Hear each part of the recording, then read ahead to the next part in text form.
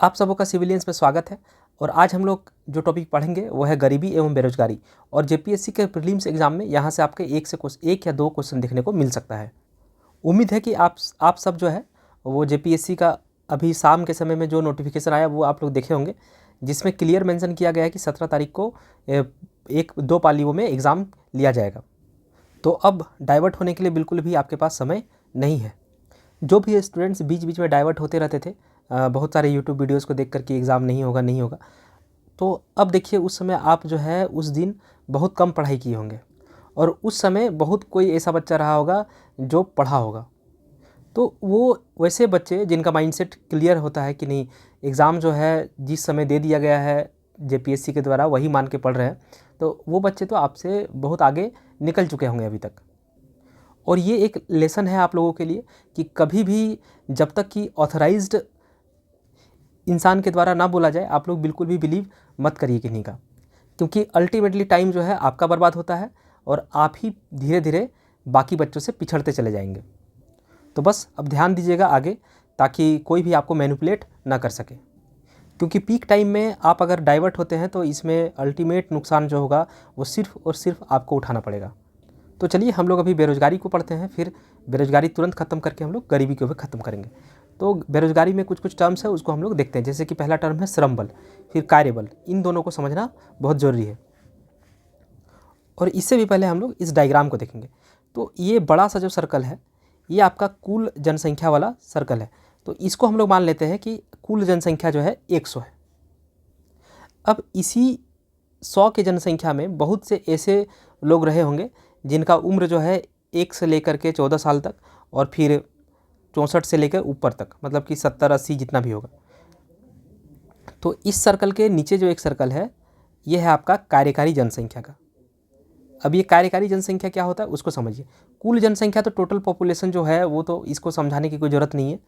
तो total population अभी हम लोग मान लेते हैं कि 100 है।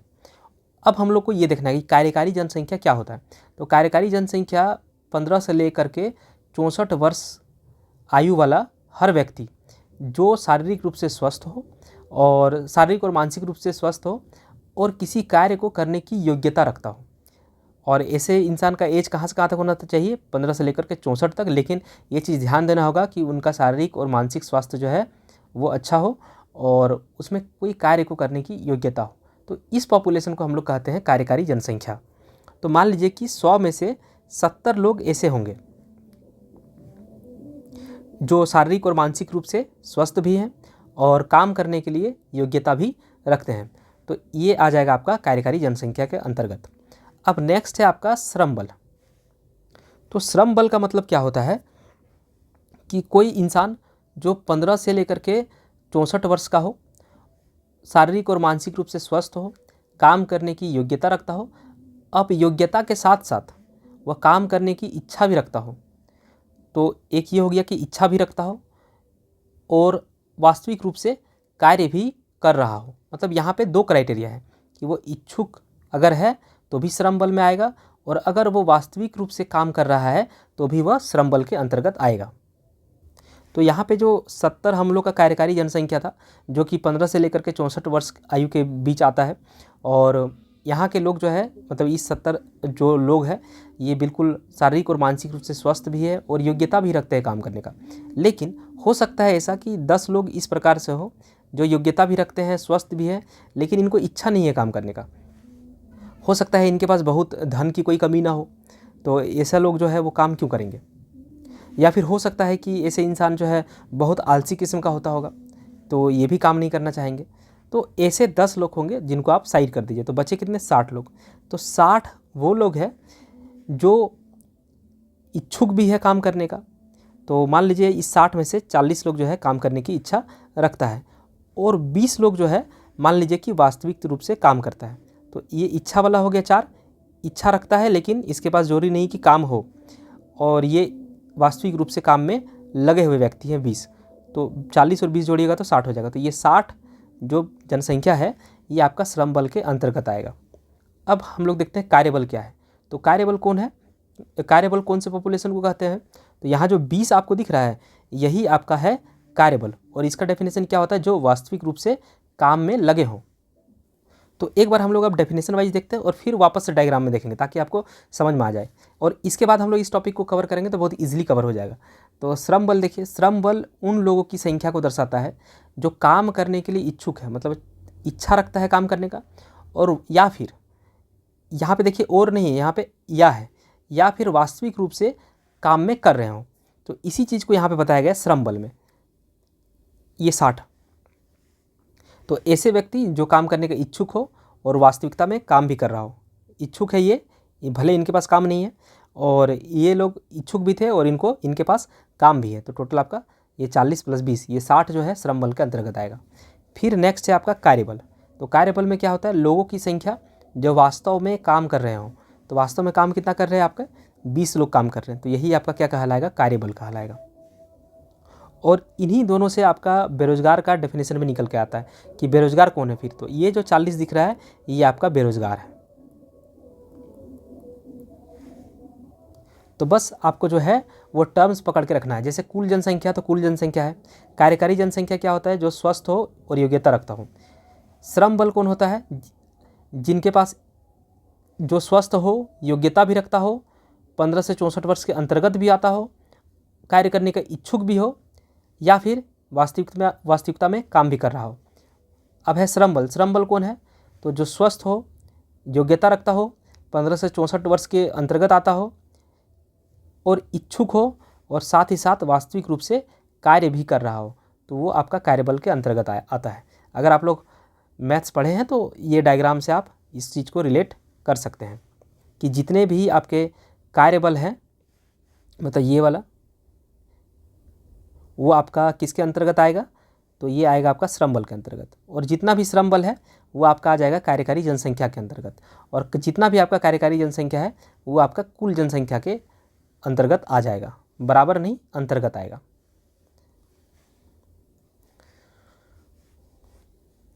तो बेरोजगार क्या हुआ, तो श्रम बल माइनस कार्यबल, यही है। देखिए ये था श्रम बल और ये है कार्यबल। तो श्रम बल में अगर आप कार्यबल को माइनस करेंगे तो आपका ये निकल के आएगा 40, जो कि है बेरोजगार।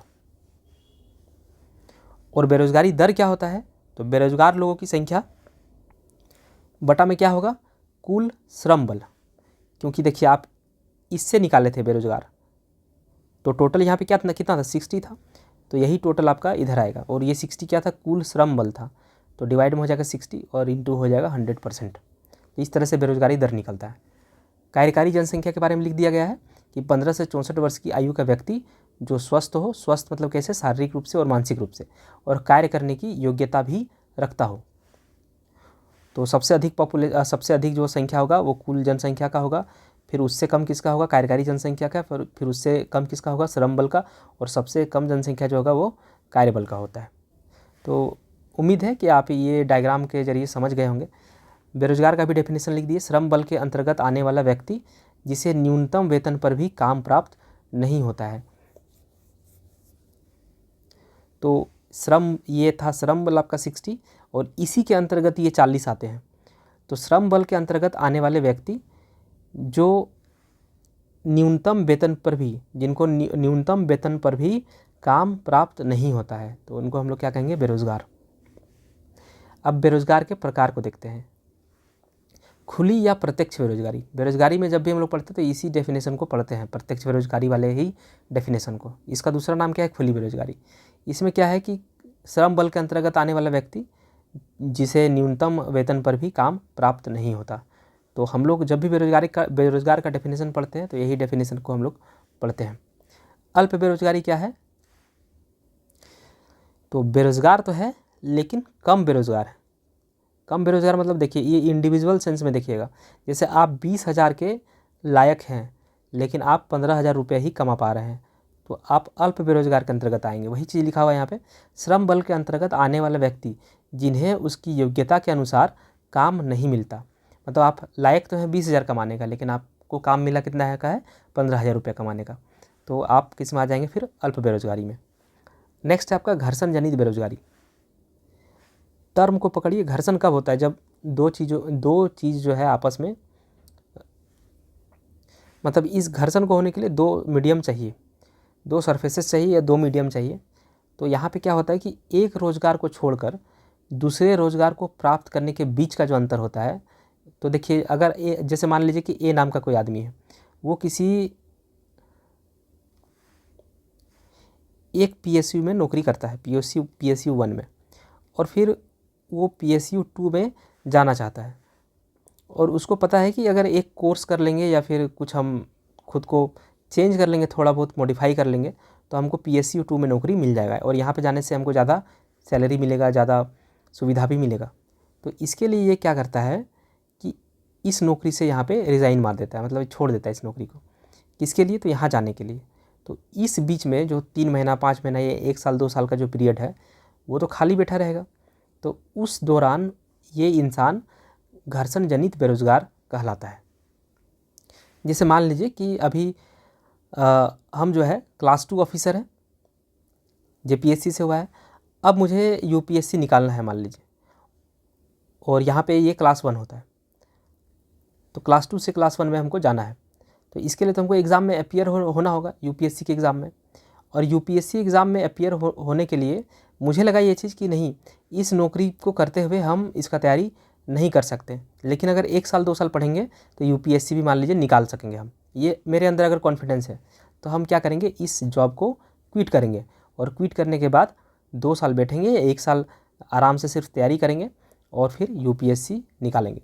तो ये जो 1 से 2 साल का जो पीरियड है, या फिर कोई भी पीरियड हो सकता है, 3 महीना 4 महीना जो भी, तो उस दौरान हम जो बेरोज़गार रहेंगे तो हम घर्षण जनित बेरोज़गार के अंतर्गत आएंगे। हालांकि यहाँ पे आपको नौकरी क्विट करने की ज़रूरत नहीं होती, पढ़ाई के लिए आप अलग से छुट्टी ले सकते हैं। ये सब बेनिफिट है अगर आप जेपीएससी निकालते हैं तो शायद ये आपको समझ में आ गया होगा। फिर आता है चक्रीय बेरोज़गारी। चक्रीय बेरोज़गारी क्या होता है? तो देखिए ये साइक्लिक है। साइक्लिक मतलब हर 2 4 5 साल में होता ही होता है, और हर 2 4 5 साल में क्या होता है, बाज़ार में तेज़ी और मंदी का रिपीटेशन होता है। तो जब भी बाज़ार में तेज़ी या मंदी आता है तो उस समय बहुत से लोग बेरोज़गार हो जाते हैं।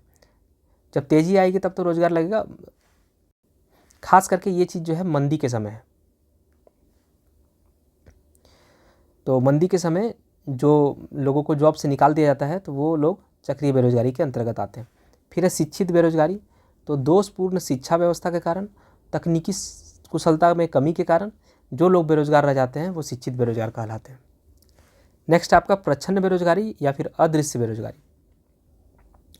और देखिए ये शिक्षित बेरोज़गारी की समस्या जो है सबसे ज़्यादा शहरों में है, और प्रच्छन्न बेरोज़गारी या फिर अदृश्य बेरोज़गारी मतलब बेरोज़गार तो है लेकिन दिखाई नहीं देता, मतलब लगता है कि काम कर रहे हैं लेकिन वास्तविकता में कोई काम नहीं हो पा रहा है, मतलब उसके वहाँ काम करने या फिर ना करने से कोई फ़र्क नहीं पड़ता। जैसे कि मान लीजिए कि एक खेत है आपके घर में, इसमें आपके पिताजी काम किया करते थे, और जितना भी उपज होता था, मान लीजिए कि 2 टन का उपज होता था कुछ भी, तो 2 टन का उपज होता था कब? जब आपके पिताजी इसमें काम करते थे। अब क्या हुआ, आप बड़े हुए, आपको लगा कि आपको भी काम करना चाहिए, तो आप अपने पिताजी के साथ उनके काम में हाथ बटाना चालू किए। लेकिन उत्पादकता जो है वो अभी भी कितना रहेगा, 2 टन ही रहेगा, क्योंकि इस खेत का भी तो अपना ही कैपेसिटी है ना। तो उत्पादकता तो नहीं बढ़ा, आपके यहाँ पे काम करने से भी किसी प्रकार का उत्पादकता नहीं बढ़ा। आप जब थे तब भी 2 टन, आप जब नहीं थे तब भी 2 टन की ही उत्पादकता हुई थी। तो ऐसे स्थिति में आप काम तो कर रहे हैं लेकिन कुछ आउटपुट नहीं निकाल पा रहे हैं, तो आप आ जाएंगे अदृश्य बेरोज़गारी के अंतर्गत। तो इसमें व्यक्ति काम में तो लगा है परंतु उसकी उत्पादकता शून्य होती है, मतलब आपके रहने या नहीं रहने से कोई फ़र्क नहीं पड़ रहा था। इस प्रकार के बेरोज़गारी को प्रच्छन्न बेरोज़गारी कहते हैं, और ये सबसे ज़्यादा देखने को मिलता है कृषि क्षेत्र में। नेक्स्ट है आपका ऐच्छिक बेरोज़गार। तो ऐच्छिक बेरोज़गार क्या होता है? तो ये तब क्रिएट होता है जब कोई सक्षम श्रमिक प्रचलित मजदूरी पर कार्य करना नहीं चाहते। मतलब मान लीजिए कि अभी प्रचलित मजदूरी जो है मान लीजिए 500 रुपया प्रतिदिन का है, लेकिन कोई इंसान जो है वो 500 रुपया में काम नहीं करना चाहता, वो चाहता है कि हमको 700 देगा तो ही हम काम करेंगे, और इस 700 के आस में बैठा हुआ है। तो ऐसे बेरोज़गार को ऐच्छिक बेरोज़गारी कहते हैं। अब एक दूसरा चीज़ है, देखिए स्वेच्छा से काम नहीं करने वाले, उनको तो बेकार, या फिर धनी होंगे तो भी काम नहीं करेंगे, या फिर वो आलसी होंगे तो भी स्वेच्छा से काम नहीं करेंगे, तो ये अलग कैटेगरी में आता है। ऐच्छिक बेरोजगार में क्या होता है ना, इसको आप समझिए, ऐच्छिक बेरोजगार बेकार या फिर आलसी नहीं होता। इनको लगता है कि इनको जो है 700 रुपया मिल जाता 500 की जगह में, और इस आस में ये बैठे हुए हैं, मतलब इस आस में वो काम अभी नहीं किए हैं। तो ऐसे लोग आएंगे ऐच्छिक बेरोजगारी के अंतर्गत। अब आता है अनैच्छिक बेरोजगार। तो ये ऐसे श्रमिक होते हैं या फिर ऐसे श्रम बल होते हैं जो प्रचलित मजदूरी की दरों पर, मतलब इस 500 रुपया पर या फिर इससे कम पे भी, अगर कोई 400 भी में भी काम करने के लिए तैयार है लेकिन उसके बावजूद उसको काम नहीं मिल रहा है, तो ऐसे लोग आ जाएंगे अनैच्छिक बेरोजगारी, मतलब ना चाहते हुए भी बेरोजगार रहना। नेक्स्ट आपका संरचनात्मक बेरोजगारी। तो जब किसी बड़े सेक्टर में कोई बड़ा परिवर्तन होता है या फिर कोई नया टेक्नोलॉजी आ जाता है, तो जो पुराने कर्मचारी होते हैं वो थोड़ा आउटडेटेड हो जाते हैं, तो इस तरह जिसके कारण उनको जॉब चली जाती है। तो इस प्रकार के बेरोजगारी को हम लोग संरचनात्मक बेरोजगारी के अंतर्गत रखते हैं, और ये सबसे ज़्यादा देखने को मिलता है टेक्नोलॉजी के फील्ड वाले सेक्टर्स में। वर्तमान में जो बेरोजगारी दर है वो आपका 6.8% है, और ये आपका जनवरी 2024 का डेटा है। किसके द्वारा जारी किया गया है? तो CMIE, centre for monitoring Indian economy. तो इनके द्वारा बताया गया ये चीज़ कि जनवरी 2024 में जो बेरोजगारी दर है वो 6.8% है, और किसी भी इकोनॉमी में 4% से अधिक की बेरोजगारी अगर रहती है तो वो सिस्टम के लिए अच्छी बात नहीं है। और बेरोजगारी को दूर करने के लिए तरह तरह की योजनाएं चलाई जाती है, जैसे स्टार्टअप, मुद्रा। तो ये सब आप लोग योजना वाले सेक्शन में पढ़ लीजिएगा। जितने भी योजनाएं चलाई जाती है गरीबी से, बेरोजगारी को दूर करने से, तरह तरह की योजनाएं चलती है, उनको आप योजना वाले ही सेक्शन में करना होगा आपको। फिर नेक्स्ट है भारत में सर्वाधिक रोजगार देने वाले क्षेत्र। तो कौन कौन से क्षेत्र है? भारत कृषि प्रधान देश है, तो सबसे ज़्यादा रोजगार किस में मिलेगा? कृषि में। और कृषि से जुड़े हुए जो उद्योग है, छोटे छोटे उद्योग, उनमें। और शहरों में शिक्षित बेरोजगारी ज़्यादा है, ये तो बता ही दिए थे। कितना बेरोजगारी प्रतिशत है? 6.8%। और इकोनॉमी के लिए कितना प्रतिशत से ऊपर बेरोजगार जो है ख़राब होता है? तो 4% से अगर ऊपर बेरोजगारी दर चला जाए तो वो ख़राब होता है। और अगर NSSO की बात करें, नेशनल सैंपल सर्वे ऑर्गेनाइजेशन, तो ये जो है बेरोजगारी का डाटा कलेक्ट करती है, और इनके हिसाब से शहरी क्षेत्र में जो बेरोजगारी दर है वो 6.8% है। और ये कब का है? जनवरी से मार्च 2023 का। और अभी हम लोग यही डेटा देखे थे 6.8%, लेकिन कौन जारी किया था? CMIE, इनके द्वारा जारी किया गया था, और ये ओवरऑल मतलब कंप्लीट बेरोजगारी का दर था। जबकि यहाँ पे इनके द्वारा क्या कहा जा रहा है? सिर्फ शहरी बेरोजगारी का बात किया जा रहा है।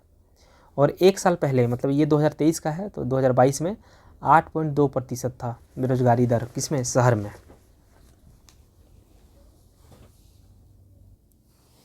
बेरोजगारी के लिए सामान्य स्थिति क्या है कि यदि कोई व्यक्ति एक साल में 183 दिन से ज़्यादा अगर बेरोजगार है तो ये बेरोजगारी का सामान्य स्थिति है। स्टैंडर्ड स्थिति क्या है? यदि एक वर्ष में 273 दिन रोजगार प्राप्त है तो वो व्यक्ति पूर्ण रोजगार में माना जाएगा। मतलब कब किसको हम लोग पूर्ण रोजगार वाला व्यक्ति कहेंगे? तो जो एक साल में 273 दिन कम से कम कार्य कर रहा हो। तो ये डेटा आप याद रखिएगा, 273 दिन, 183 दिन, 273, 183, 6.8%। ये आपको 3 डेटा याद रखना है, 183, 273 और 6.8%। उकुल्स लॉ क्या है कि अगर बेरोजगारी 3% बढ़ता है तो GDP 1% कम होता है। इसका उल्टा कर दीजिए, अगर GDP 3% वृद्धि करता है तो बेरोजगारी 1% घटता है। तो एक 3 हो जाएगा तो दूसरा घट जाएगा 1। तो बेरोजगारी में बहुत ज़्यादा फैक्ट नहीं था, ये आपका इजीली कवर हो जाएगा। अब हम लोग बात करते हैं गरीबी की।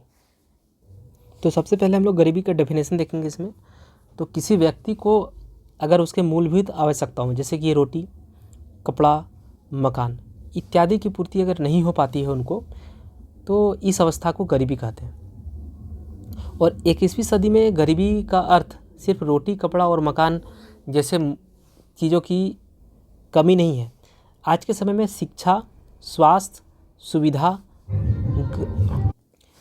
और गरिमापूर्ण जीवन, ये सभी अगर नहीं मिल पा रहा तो भी इंसान जो है गरीबी के अंतर्गत ही आता है। पहले क्या कंसेप्ट था, रोटी, कपड़ा और मकान, ये तीनों नहीं मिल पाएगा, मतलब कि अगर इन तीनों की कमी रहे तो इंसान गरीबी के अंतर्गत आएगा। लेकिन आज के समय में शिक्षा, स्वास्थ्य और गरिमापूर्ण जीवन, ये सब भी अगर नहीं है तो भी इंसान जो है गरीबी के अंतर्गत ही आएगा। अब यहाँ पे रैगनर नरकसे का क्या स्टेटमेंट था वो देख लेते हैं। तो कोई व्यक्ति गरीब है क्योंकि वह गरीब है। तो यहाँ पे देखिए रैगनर नरकसे में एक शब्द है नर्क, और नर्क का जीवन कौन जीता है, जो बहुत गरीब हो, उनको धरती में भी नर्क जैसा ही जीवन मिलता है। तो इनके स्टेटमेंट में 2 बार गरीब है, या फिर ये लाइन अगर आप पढ़ लीजिए, कोई व्यक्ति गरीब है क्योंकि वो गरीब है, मतलब गरीब ही गरीब है। तो इन स्टेटमेंट के डीप में मत घुसने का भी कोई ज़रूरत नहीं है, ना ही क्वेश्चन पूछेगा, ना ही आपके पास टाइम है। तो आप बस ये नर्क से रखिए कनेक्ट, और 2 बार गरीब का बात कहा गया है। अमर्त्य सेन क्या है, तो गरीबी क्षमताओं का अभाव है। तो अमर्त्य में देखिए मृत्य, तो मृत्य को एक्सटेंड करिए थोड़ा सा, मृत्यु, ये आपका कहीं ना कहीं यहाँ पे दिख रहा है। तो जब क्षमताओं का अभाव हो जाएगा तो इंसान जो है मर जाएगा। आप इस तरह से सोच के इसको याद रख सकते हैं। अमर्त्य सेन मृत्यु का बात कर रहा है, मृत्यु का बात कर रहा है, तो क्षमताओं का अभाव जब हो जाएगा तो वैसे भी जीने का फ़ायदा नहीं है। अब नेक्स्ट है आपका वर्ल्ड डेवलपमेंट रिपोर्ट। तो ये 1990 आपको याद करने की आवश्यकता नहीं है, आप सिर्फ ये याद रखिए, वर्ल्ड डेवलपमेंट रिपोर्ट। इनके अनुसार क्या है, गरीबी निम्नतम जीवन यापन स्तर प्राप्त करने की असमर्थता है। तो यहाँ पे इसको कैसे याद रखा जाए, मतलब किस प्रकार से अगर आपको ऑप्शन मिले तो आप टिक आउट कर सकते हैं। तो यहाँ पे बात है डेवलपमेंट का। डेवलपमेंट में क्या होता है कि हम लोग कोई चीज़ को प्राप्त करते हैं, तो निम्नतम स्तर से कुछ प्राप्त करने की बात यहाँ पे कही जा रही है। तो ये आ जाएगा किसमें, वर्ल्ड डेवलपमेंट रिपोर्ट, जिनके द्वारा क्या कहा गया है कि गरीबी निम्नतम जीवन यापन स्तर प्राप्त करने की असमर्थता है। मतलब जीवन यापन का जो निम्नतम स्तर है उसको भी अगर हम लोग प्राप्त नहीं कर पाते हैं तो वही गरीबी है। ये वर्ल्ड डेवलपमेंट रिपोर्ट 1990 के अकॉर्डिंग कहा गया है। आपको याद रखना है डेवलपमेंट शब्द, और हम लोग निम्नतम से उच्चतम की ओर प्राप्त करने की कोशिश करते हैं, तो उसी को हम लोग डेवलपमेंट कहते हैं। तो यहाँ से आप कनेक्ट कर सकते हैं। तो ये तीनों स्टेटमेंट आपका कनेक्ट हो जाएगा अगर आप लोग थोड़ा सा ध्यान दिए होंगे तो। भारत में सबसे पहले 1868 में, ये डेट आपको याद रखना है, जहाँ पे जो डेट इंपॉर्टेंट होगा वो हम बता देंगे। अब देखिए यहाँ पे 1868 है, और बेरोजगारी दर कितना है 6.8, और यहाँ पे कितना है 68। तो 1868 में दादा भाई नौरोजी, जिनको ग्रैंड ओल्ड मैन भी कहा जाता है, तो दादा भाई नौरोजी ने गरीबी का मापदंड तैयार किया था। तो सबसे पहले भारत देश में गरीबी का मापदंड कौन तैयार किए, तो ये नाम याद रखिएगा, दादा भाई नौरोजी। और इनके अनुसार जो हर साल 16 से 35 रुपया नहीं कमाता, एक साल के अंदर 16 से 35 रुपया नहीं कमाता, तो वो गरीब के अंतर्गत आएगा। और ये बात उन्होंने अपनी पुस्तक में लिखी थी, poverty and un British rule in India, इनकी बुक है। तो ये बुक भी पूछा जाता है एग्ज़ाम में कि poverty and un British rule in India किनकी लिखी हुई किताब है, तो दादा भाई नौरोजी। और जो ये बात बोले हैं कि 16 से 35 रुपया, तो ये 1868 का बात है। नेक्स्ट है वर्ष 1938 में सुभाष चंद्र बोस द्वारा पंडित जवाहरलाल नेहरू की अध्यक्षता में राष्ट्रीय योजना समिति का गठन किया गया था, और इसमें पोषण के आधार पर गरीबी रेखा का निर्धारण किया गया था। तो पोषण के आधार पर सबसे पहले गरीबी का निर्धारण कब किया गया था, तो ये है आपका 1938, और योजना का नाम है राष्ट्रीय योजना समिति। इनकी अध्यक्षता में, तो पंडित जवाहरलाल नेहरू की अध्यक्षता में राष्ट्रीय योजना समिति, जिनमें पोषण की बात कही गई थी। 1944 में क्या हुआ, बहुत सारे इंडस्ट्रियलिस्ट के द्वारा एक मीटिंग बुलाई गई थी, जिसको बॉम्बे एक्शन प्लान के नाम से जाना जाता है, 1944। और इसके अनुसार क्या था कि 75 रुपये प्रति व्यक्ति प्रति वर्ष अगर आय नहीं है तो वो गरीब है। इससे पहले हम लोग कितना देखे थे, 16 से लेकर के 35 रुपया, किनके द्वारा, दादा भाई नौरोजी के द्वारा। और डेट क्या था 1868, और ये क्या आ गया 1944, और ये क्या है बॉम्बे एक्शन प्लान, इनके द्वारा कितना था 75 रुपये। और पोषण की अगर बात करें, पोषण के आधार पर, तो ये राष्ट्रीय योजना समिति जो कि पंडित जवाहरलाल नेहरू के नेतृत्व में चली थी। नेक्स्ट है यहाँ पे 1962 में योजना आयोग विशेष समूह, योजना आयोग विशेष समूह, इससे पहले हम लोग पढ़े थे 1938 में राष्ट्रीय योजना समिति, जो कि पंडित जवाहरलाल नेहरू जी के नेतृत्व में गठित थी। लेकिन ये क्या है, योजना आयोग विशेष समूह, जो कि 1962 में थी। और इसके अनुसार ग्रामीण क्षेत्र में 20 रुपया प्रति वर्ष आय होना चाहिए प्रति व्यक्ति का, और शहरी क्षेत्र में 25 रुपया प्रति वर्ष आय होना चाहिए प्रति व्यक्ति का। अगर ऐसा नहीं है तो वह व्यक्ति जो है गरीब के अंतर्गत आता है। तो आप याद रखिएगा 20 रुपया 25 रुपया अपने आप ये ग्रामीण में हो जाएगा और ये हो जाएगा शहरी, क्योंकि शहर में रहने के लिए ज़्यादा पैसों की ज़रूरत होती है। तो 25 रुपया 20-25 रुपया याद रखिएगा, 20 रुपया 25 रुपया बस। और इससे पहले हम लोग 1868 में जो पढ़े दादा भाई नौरोजी के द्वारा 16 से 35 रुपया, ये ओवरऑल थी, ना तो शहरी और ग्रामीण बाइफर्केशन नहीं था, ये ओवरऑल था। फिर बॉम्बे एक्शन प्लान 1944, इसमें हम लोग कितना देखें 75 रुपया प्रति व्यक्ति प्रति वर्ष था ये। और अभी हम लोग जो देखें वो क्या है 1962 का है, जिसमें 20 रुपया 25 रुपया की बात कही गई थी। नेक्स्ट है 1971, पहली बार वैज्ञानिक तरीके से, तो आपको ये डेट इम्पोर्टेंट है कि पहली बार वैज्ञानिक तरीके से गरीबी रेखा का निर्धारण किया गया कब, 1971, जिसमें NSSO मतलब नेशनल सैंपल सर्वे ऑफिस, इससे पहले मेरे मुंह से ऑर्गेनाइजेशन निकल गया था, ऑर्गेनाइजेशन नहीं है, ऑफिस है, नेशनल सैंपल सर्वे ऑफिस, और इनके द्वारा जो खर्च का आंकड़ा दिया गया था उसी का इस्तेमाल किया गया था। और इसको हम लोग VM दांडेकर और N रथ का गरीबी आकलन कहा जाता है। तो ये आपको नाम याद रखना है कि VM दांडेकर और N रथ। क्या याद रखना है कि 1971 में सबसे पहली बार वैज्ञानिक तरीके से गरीबी रेखा का निर्धारण किया गया था। किनके द्वारा किया गया था, तो दांडेकर और रथ के द्वारा। तो दांडेकर रथ भी इनको कहा जाता है। इसमें क्या है कि 1960-61 के सर्वे को आधार माना गया था, ये आपको नहीं याद रखना है, आप बस ये नाम याद रखिएगा कि सबसे पहले वैज्ञानिक आधार पर 1971 में VM दांडेकर और रथ के द्वारा गरीबी रेखा का निर्धारण किया गया था। तो अब देखिए 1971 है, तो ये डेटा जो लिए थे 10 साल पहले 60-61 का, चाहे तो याद रख सकते हैं या फिर नहीं भी रखेंगे तो कोई दिक्कत नहीं है। और इनके अनुसार क्या है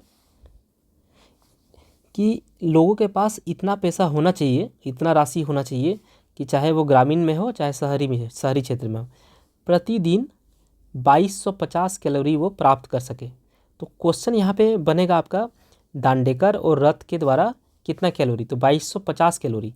ये कैलोरी आपको हर हाल में याद रखना है, और ये ग्रामीण और शहरी दोनों के लिए था। और ये प्रतिदिन का बात किया जा रहा है कि रोज़ इतना अगर उपभोग कर पा रहे हैं, मतलब उनके पास इतना पर्याप्त राशि है कि अगर वो 2250 कैलोरी का खाद्य पदार्थ उपभोग कर पा रहे हैं तब ठीक है, और अगर इससे कम है तो फिर वो निर्धन की सूची में आएंगे। पहली बार व्यय आधारित फार्मूला, व्यय आधारित मतलब खर्च करने के आधारित, तो ये किन्होंने दिया था, दांडेकर और रथ का ही दिया हुआ था। मतलब इसी का बात किया जा रहा है कि कितना पैसा वो खर्च करेगा इस कैलोरी को पाने के लिए।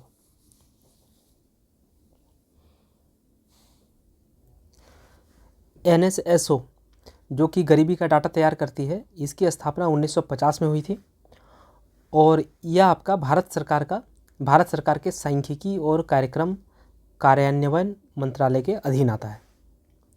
और 2019 से NSSO और CSO ये दोनों को कंबाइंड करके एक अलग संस्था बनाई गई जिसका नाम है NSO, राष्ट्रीय सांख्यिकी कार्यालय, और CSO का फुल फॉर्म था केंद्रीय सांख्यिकी कार्यालय।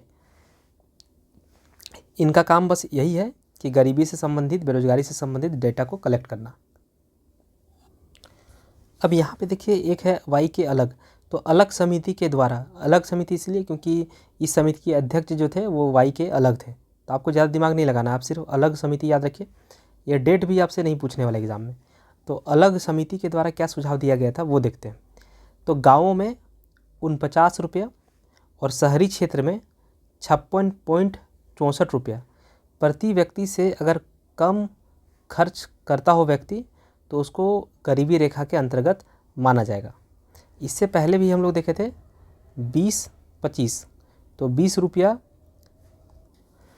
प्रति व्यक्ति प्रति वर्ष और 25 रुपया प्रति व्यक्ति प्रति वर्ष, ये आपका था ग्रामीण क्षेत्र के लिए और ये था आपका शहरी क्षेत्र के लिए। और ये किनके द्वारा दिया गया था? तो ये था आपका योजना आयोग विशेष समूह के द्वारा। तो वो चीज़ आपको याद रखना है, योजना आयोग विशेष समूह। इससे पहले 1944 में कितना था? बॉम्बे एक्शन प्लान के द्वारा 75 रुपया प्रति वर्ष।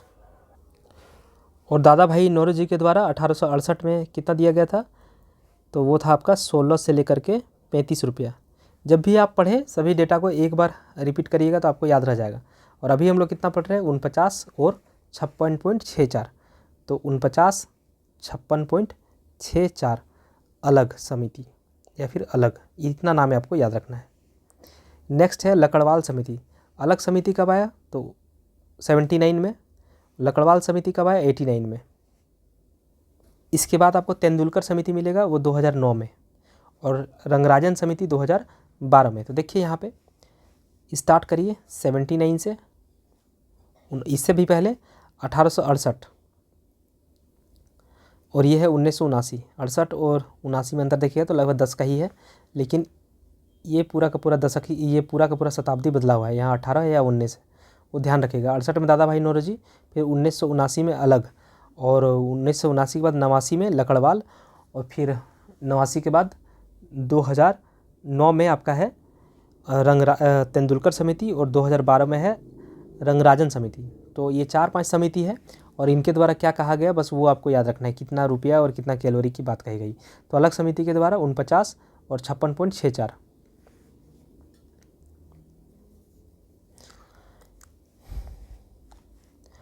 अब लकड़वाल समिति देखते हैं 1989। इसमें प्रत्येक राज्य के लिए अलग अलग निर्धनता रेखा बनाई गई। और शहर के लोगों का मापदंड के लिए क्या देखा गया? तो औद्योगिक श्रमिकों के उपभोक्ता मूल्य सूचकांकों। तो शहर में क्या होता है? औद्योगिक होता है, औद्योगिक कार्यों से लोग ज़्यादा जुड़े होते हैं, तो वहाँ इसलिए औद्योगिक श्रमिकों के उपभोक्ता मूल्य सूचकांक को देखा गया। जबकि ग्रामीण क्षेत्र में जो कृषि श्रमिकों को, ग्रामीण क्षेत्र में कृषि कार्य ज़्यादा होता है, तो कृषि श्रमिकों के उपभोक्ता मूल्य सूचकांक को आधार बनाया गया या फिर आधार माना गया। और लकड़वाल समिति ने गाँव में, मतलब ग्रामीण क्षेत्र में 205 रुपये और शहरी क्षेत्र में 281 रुपये। और ये क्या था? आपका प्रति व्यक्ति मासिक खर्च था, मतलब प्रति व्यक्ति प्रति माह इतना खर्च करना चाहिए। अगर नहीं कर पा रहा है तो वो इंसान गरीबी रेखा के अंतर्गत आता है। और अभी हम लोग कितना पढ़े थे इससे पहले, जो कि अलग समिति था, तो 1979 और 49 रुपया और 56.64 रुपया। और अभी हम लोग क्या पढ़ रहे हैं? अलग समिति 1989। इसमें कितना है? 205 और 281। नेक्स्ट है सुरेश तेंदुलकर समिति 2009।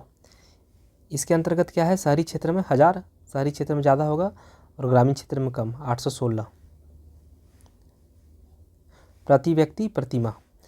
और सुरेश तेंदुलकर समिति के द्वारा जो बताया गया था कि कितने प्रतिशत लोग गरीब हैं, तो 21.9% लोग गरीब हैं। अब 2012 का रंगराजन समिति, इनके द्वारा शहरी और ग्रामीण क्षेत्र, तो शहरी क्षेत्र में 1407 रुपये, ग्रामीण क्षेत्र में 972 रुपये। इससे पहले हम लोग क्या पढ़े? तो 2009 का तेंदुलकर समिति, और उसके अकॉर्डिंग क्या था? 1000 रुपया और 816 रुपया। और गरीबी का जो दर बताया गया 21.9%।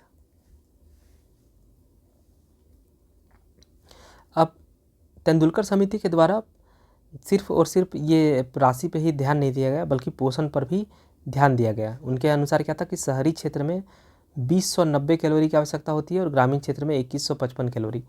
ये मतलब इतना पर्याप्त राशि होना चाहिए लोगों के पास, शहरी क्षेत्र के लोगों के पास, कि वो 2090 कैलोरी उपभोग कर सके, और ग्रामीण क्षेत्र के लोगों के पास इतना पैसा होना चाहिए खर्च के लिए कि वो 2125 कैलोरी का उपभोग कर सके। ग्रामीण क्षेत्र में देखिए कैलोरी ज़्यादा है, शहरी क्षेत्र में कैलोरी कम है। इसका रीज़न ये है कि ग्रामीण क्षेत्र के लोग जो है शारीरिक कार्य ज़्यादा करते हैं, मतलब कृषि कार्यों से वो जुड़े रहते हैं, तो उनको थोड़ा शरीर का काम ज़्यादा करना पड़ता है, जिसके कारण उनको ज़्यादा कैलोरी की आवश्यकता पड़ती है। तो 2090 कैलोरी और 2155 कैलोरी। इससे पहले हम लोग सबसे शुरू में देखे थे 2250 कैलोरी। और ये किनके द्वारा दिया गया था? दांडेकर और रथ समिति।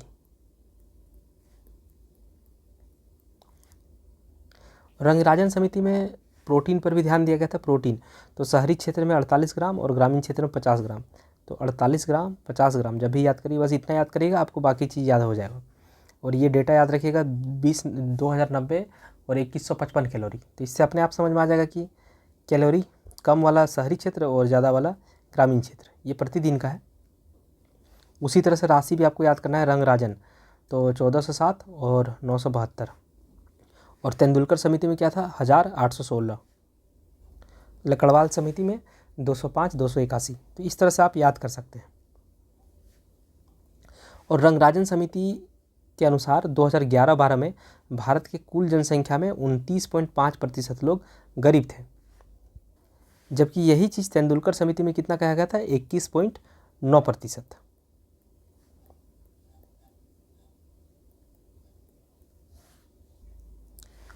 अब आपको यहाँ पे पढ़ना है, तो ये चीज़ जो है आप मत पढ़िए, यहाँ से यहाँ तक आप सिर्फ इसको पढ़िए कि जनवरी 2024 में जारी नीति आयोग के चर्चा पर भारत में बहुआयामी गरीबी नामक एक चर्चा पत्र जारी किया गया था। और इसके अनुसार पिछले 9 वर्षों के दौरान 28.8 करोड़ भारतीय जो है वो बहुआयामी गरीबी से बाहर निकले। तो आपको ये याद रखना है कि पिछले 9 वर्षों में कितने लोग जो है, कितने भारतीय लोग बहुआयामी गरीबी से बाहर निकले। 28.8 करोड़ लोग बहुआयामी गरीबी से बाहर निकले हैं। और गरीबी में रह रहे लोगों का जो अनुपात था 2013-14 में वो 29.7% था, जो कि घट करके 2022-23 में कितना हो गया? तो 11.28% हो गया है। अब देखिए ये डेटा आप पहले से भी ऐसा देखे होंगे 29.1। इस तरह का डेटा में आपको एक 21.9% दिखा था और एक डेटा था आपका 29.5%। तो ये दोनों गरीबी का प्रतिशत दिया हुआ था दो अलग अलग लोगों के द्वारा, मतलब दो अलग अलग समितियों के द्वारा। ये आपका रंगराजन समिति के द्वारा था और 21.9% जो था वो आपका तेंदुलकर समिति के द्वारा था।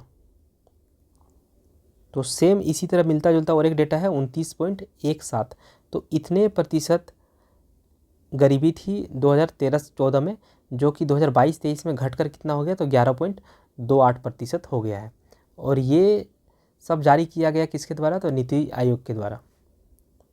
और बात की जा रही है बहुआयामी गरीबी में, जिसके लिए आपका 10 पैरामीटर्स होता है। बहुआयामी गरीबी को मेज़र करने के लिए 10 पैरामीटर्स होता है, जैसे शिक्षा, स्वास्थ्य, रोटी, कपड़ा, मकान, ये सब तो रहता ही है, विद्युत, आवास, ये सब आ गया।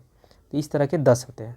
एक चीज़ आप ध्यान दीजिए कि भारत में बहुआयामी बेरोजगारी का मापन जो है वो नीति आयोग के द्वारा किया जाता है, जबकि विश्व में बहुआयामी बेरोजगारी के लिए एक रिपोर्ट बनता है मानव विकास रिपोर्ट के नाम से, और ये जारी करता है UNDP।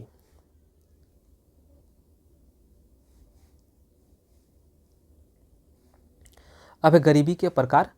तो गरीबी के प्रकार में एक है निरपेक्ष गरीबी। निरपेक्ष गरीबी आपका विकासशील देशों में देखा जाता है। निरपेक्ष गरीबी एक ऐसी अवस्था है जिसमें जो बुनियादी सुविधाएं हैं या फिर बुनियादी आवश्यकताएं हैं वो अवेलेबल नहीं हो पाता, मतलब इसी की कमी रहती है। जैसे आवास, सूचना, शिक्षा, इन चीज़ों का अभाव रहता है। तो ऐसे गरीबी को हम लोग निरपेक्ष गरीबी कहते हैं। और निरपेक्ष गरीबी का मापन जो है BPL के द्वारा मापा जाता है, बिलो पॉवर्टी लाइन, मतलब निर्धनता रेखा। और फिर सापेक्ष गरीबी जो है ये विकसित देशों में पाया जाता है। और यहाँ पे और यह जो गरीबी है ये आय की असमानता को दर्शाता है। और इसमें क्या तुलना किया जाता है? प्रति व्यक्ति आय की तुलना करके गरीबी का पता लगाया जाता है। और सापेक्ष गरीबी को पता लगाने के लिए क्या है? तो गिनी गुणांक और लॉरेंज वक्र, ये नाम आपको याद रखना होगा। देखिए, निरपेक्ष गरीबी विकासशील देश में होता है। आप यहाँ पे सिंपल से ये समझिए कि आपके पास बुनियादी आवश्यकता ही जब नहीं है तो आप किसी से सापेक्षिक तुलना कर ही नहीं सकते। तो इसलिए इसको क्या कहा गया है, निरपेक्ष। मतलब किसी से तुलना की आवश्यकता नहीं है। तुलना की आवश्यकता कब होती, जब इन चीज़ों की आपूर्ति हो चुकी होती। जैसे कि विकसित देशों में इन चीज़ों की आवश्यकता की पूर्ति सभी लोगों को मिली होती है, तो वैसे जगह पे सापेक्ष गरीबी होता है और वहाँ पे आय की असमानता होती है और उसी आय के असमानता के आधार पर गरीबी का पता लगाया जाता है, प्रति व्यक्ति आय की तुलना करके। फिर एक निरपेक्ष गरीबी, जैसे भारत जैसे विकासशील देश, यहाँ पे क्या होता है, बीपीएल कार्ड होता है, तो बीपीएल के माध्यम से निरपेक्ष गरीबी का मापन किया जाता है। जबकि सापेक्ष गरीबी का मापन किससे किया जाता है, गिनी गुणांक और लॉरेंज वक्र के माध्यम से। बहुआयामी गरीबी सूचकांक को कुल 10 कारकों के आधार पर मापा जाता है, 10 पैरामीटर्स होता है, आपको वो पैरामीटर्स नहीं देखना है। कुछ इंपॉर्टेंट फैक्ट है, जैसे गरीबी हटाओ का नारा, ये 5वीं पंचवर्षीय योजना के दौरान दिया गया था। किसके द्वारा, इंदिरा गांधी जी के द्वारा। फिर है ट्रिकल डाउन दृष्टिकोण, इसके अनुसार देश का जीडीपी बढ़ाने पर फोकस किया जाता है। ऐसा क्यों, क्योंकि हम लोग पहले ही पढ़े कि जीडीपी अगर 3% बढ़ेगा तो 1% जो है गरीबी, 1% जो है बेरोजगारी घटती है। या फिर तो देखिए, अगर 3% जीडीपी बढ़ा देने से आपका बेरोजगारी जो है 1% घट जाएगा, और बेरोजगारी घटने से क्या होता है कि गरीबी भी कहीं ना कहीं कम होती है। और बाकी आपको ट्रिकल डाउन कंसेप्ट क्या है, इसको अभी जानने की आवश्यकता नहीं है। पहली, दूसरी और तीसरी पंचवर्षीय योजना में यही ट्रिकल डाउन कंसेप्ट को अपनाया गया था। तो आपको यही चीज़ याद रखना है। ट्रिकल 3 है, ट्रिकल को कर दीजिए ट्रिपल 3 हो गया। तो पहला, दूसरा, तीसरा, इन तीनों पंचवर्षीय योजना में इसी सिद्धांत का उपयोग किया गया था। और गरीबी दूर करने के लिए अनेक योजनाएं चलाई गई है, उसी बेरोजगारी भी दूर करने के लिए अनेक योजनाएं चलाई गई है। और इन योजनाओं को जो है आप लोग को योजना वाले टॉपिक में पढ़ना होगा। और यहाँ से ध्यान रखिएगा कि जो करेंट वाला योजना है उसको आप लोग ज़्यादा फोकस करेंगे, मतलब जो योजनाएं आज के समय में चल रही है। 2017 में नीति आयोग ने 2032 तक भारत में गरीबी दूर करने का योजना तय किया था। तो ये आपको याद रखना है कि 2017 की बात है, नीति आयोग जो है 2032 तक इस टारगेट को अचीव करने का प्रण लिया था। मतलब 2032 तक गरीबी को कम्प्लीटली ख़त्म करना है। देश में गरीबी का पता लगाने के लिए नीति आयोग के द्वारा अरविंद पनगड़िया, इनके नेतृत्व में टास्क फोर्स का गठन किया गया था। लेकिन 2016 में इसका रिपोर्ट आया था, लेकिन गरीबों की वास्तविक संख्या का पता नहीं लग पाया था। तो ये आपका इतना इम्पोर्टेंट नहीं है। प्रधानमंत्री जन धन योजना 2014 में है, जिसमें सभी का अकाउंट खुलवाया जा रहा था वित्तीय समावेशन के लिए।